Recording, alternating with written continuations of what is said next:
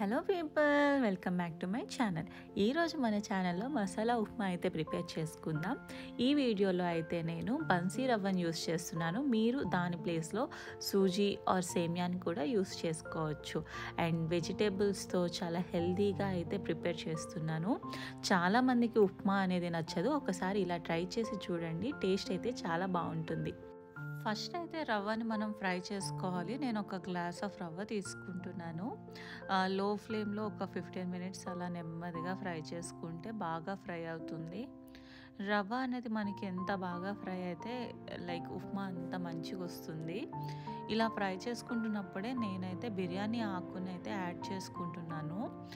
So reason ఏంటంటే masala items అనేవి మనం కొంచెం హీట్ చేసినప్పుడు దాని అరోమా అనేది ఇంకొంచెం ఎక్కువగా వస్తుంది డైరెక్ట్గా వేసేసే కంటే. సో మీకు ఇట్లా వద్దు అనిపిస్తే డైరెక్ట్గా ఆయిల్లో ఫ్రై చేసుకోవచ్చు, నో ఇష్యూస్. రవ్వ అయితే నాకు ఫ్రై అయిపోయింది, సెపరేట్ చేసుకున్నాను. ఇప్పుడు సేమ్ కడాయిలోనే నేను కొంచెం ఆయిల్ వేసుకొని ఆయిల్ హీట్ అయిన తర్వాత బిర్యానీ ఆకునైతే ఫ్రై చేసుకున్నాను.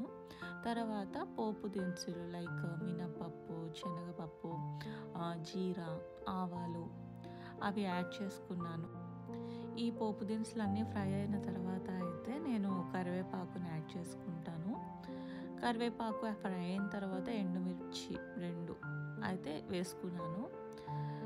అండ్ ఈ ఉప్మా వచ్చేసి మీరు డిన్నర్లో ఖాళీగా ఏం చేయాలి అర్థం కావట్లేదు, లైట్గా తినాలనిపిస్తుంది అన్నప్పుడు ఈ ఉప్మా మీకు బాగా యూజ్ అవుతుంది. ఇంట్లో సూజీ, సేమియా వాటికంటే ఇది కొంచెం హెల్దీ ఆప్షన్ అని చెప్పొచ్చు.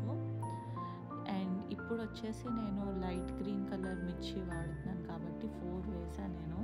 వీటికి అసలు కారమే లేదు, అందుకు నేను అలా వేసాను. మీరైతే కారం చూసి మంచి మిర్చీస్ అయితే వేసుకోండి. అండ్ ఆనియన్స్ అయితే వేసుకున్నా. ఆనియన్స్ బాగా ఫ్రై అవ్వాలి అంటే కొంచెం ఉప్పునైతే యాడ్ చేసుకోవాలి. సో ఫాస్ట్గా కుక్ అవుతుంది, లేదంటే చాలా ఎక్కువ టైం పడుతుంది. సో నేను ఒక 1/2 స్పూన్ ఇప్పుడు వేస్తున్నాను. తర్వాత టేస్ట్ చూసి వాటర్లో నేను యాడ్ చేసుకుంటా ఉప్పుని. ఇప్పుడు కొంచెం అల్లాన్ని దంచేసి మెత్తగా ఈ ఆనియన్స్లో అయితే వేసుకుంటున్నాను. పచ్చివాసన పోయినంత వరకు అలా ఫ్రై చేసుకుంటాను. తర్వాత టొమాటోస్ని అనేది యాడ్ చేసుకుంటాను. నేనైతే 1 బిగ్ టొమాటో, ఒక చిన్న టొమాటోని అయితే యాడ్ చేసుకున్నాను. సో ఈ టొమాటో కూడా బాగా మగ్గాలి. మగ్గిన తర్వాత నేను వెజిటేబుల్స్ అన్నీ యాడ్ చేసుకుంటున్నాను. క్యారెట్ చిన్న చిన్న ముక్కలుగా, బీన్స్ అండ్ గ్రీన్ మటర్, ఈ 3 యాడ్ చేసుకున్నా. మీరు కావాలంటే కాలీఫ్లవర్ కూడా వేసుకోవచ్చు. సో కాలీఫ్లవర్ యాడ్ చేసుకున్నప్పుడు మీకు కొంచెం కుకింగ్ టైం అనేది ఎక్కువ పెట్టుకోవాలి, అన్నీ బాగా కుక్ అవ్వాలి కదా. ఇప్పుడు మీరు చూస్తే నాకు అన్ని వెజిటేబుల్స్ కుక్ అయినాయి. గ్రీన్ మటర్ కొంచెం లైవ్లీగా కనిపిస్తుంది.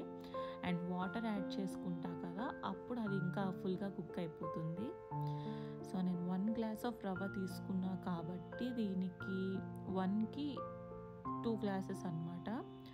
అండ్ వెజ్జెస్ కూడా ఉన్నాయి కాబట్టి ఒక పావు ఎక్స్ట్రా వేసుకున్నా నేను. సో ఇప్పుడు మూత పెట్టేసి హై ఫ్లేమ్లో పెట్టేస్తాను నేను. సో దట్ లోపల మనం వేసే మిర్చీస్ అవ్వని, ఏదైనా టొమాటోస్, వెజ్జెస్ అన్నీ బాగా కుక్ అయ్యి ఫ్లేవర్ అనేది వాటర్లోకి వస్తుంది. ఇప్పుడు ఆ వాటర్లో నేను నెమ్మదిగా ఈ రవ్వనైతే యాడ్ చేసుకుంటున్నాను. ఇలా కొంచెం కొంచెం యాడ్ చేసుకుంటే ఉండలు ఫామ్ అవ్వదు. ఇప్పుడు వెంటనే మనం మూత పెట్టేసి లో ఫ్లేమ్లో కుక్ చేసుకోవాలి. నాకైతే ఉప్మా చాలా బాగా కుక్ అయింది అండ్ నాకు చాలా పొడి పొడిగా వచ్చింది. సేమ్ మెజర్మెంట్ మీరు ఫాలో అయితే మీకు అలానే వస్తుంది. ఇంకా నేను గీలోని క్యాష్యూ నట్స్ అనేవి వేయించుకొని పైన వేసేసుకున్నాను అనమాట. ఇంతే అండి ప్రాసెస్, చాలా సింపుల్గా చేసుకోవచ్చు. సో ఇదైతే నేను చేసే విధానం. లేదు మీరు డిఫరెంట్గా చేస్తారంటే మీ ప్రాసెస్ కూడా నాకు కమెంట్ చేయండి, నేను తప్పకుండా ట్రై చేస్తాను. అండ్ వీడియో ఎండ్ వరకు చూసినందుకు చాలా థ్యాంక్స్. ఇలానే సపోర్ట్ చేస్తూ ఉండండి. నేను కొత్త వీడియోస్తో మళ్ళీ మీ ముందుకు వస్తాను. Thank you all, bye.